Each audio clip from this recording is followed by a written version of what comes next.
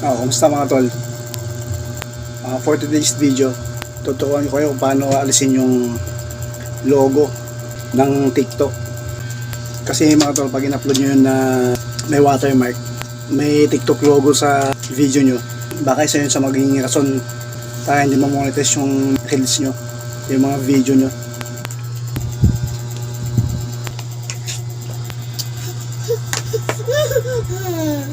Ano ba ang ingay yun? Easy na to? Papa. Ano yun?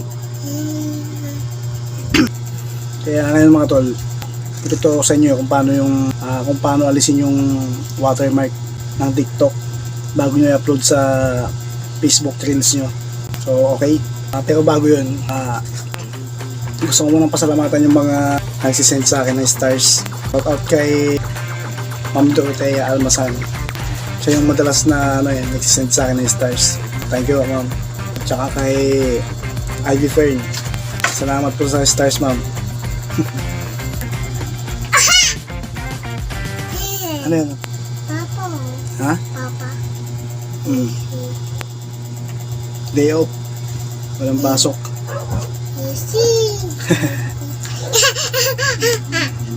So, okay mga tol. Ready na ba kayo? Mabuti pa sabayan nyo ako mga tol. So, buksan nyo yung kumain. So, buksan nyo yung Play Store nyo. I-search nyo dyan yung TK Downloader. Bali na-install ko na ho yun. Bali ganito ho yun pag binuksan. TK Downloader. Okay po. Install nyo lang po yun. Bali ano po yan, removal po ng logo ng TikTok. Kung na-install nyo na-download nyo na, puntahan nyo yung TikTok nyo.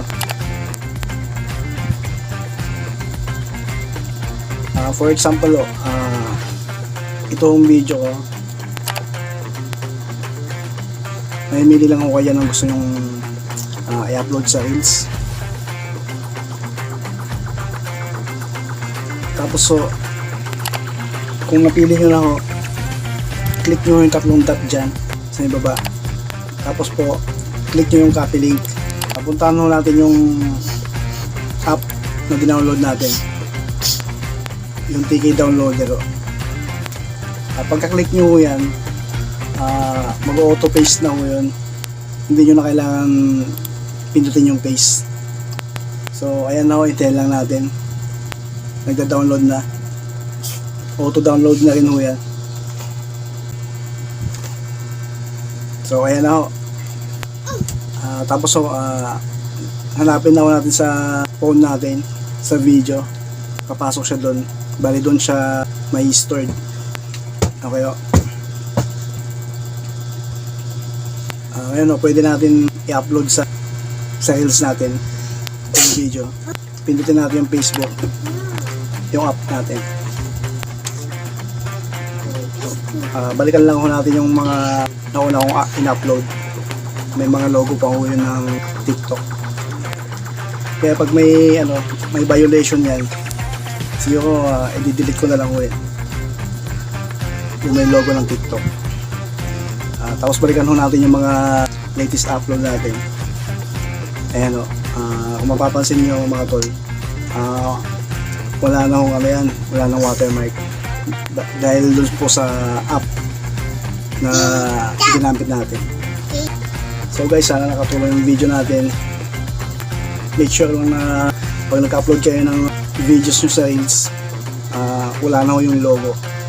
Baka wala akong violation yung videos natin, para ma-monetize na rin tayo. Okay. So salamat guys. Sana may natutunan kayo sa video na to. Kumain na. Lindsay, huwag maingay. Ha? Daga. Ulihin mo. Guys, kita-kits na lang hanggang sa susunod pa mga videos. Salamat. Okay, sa balikat. And peace out.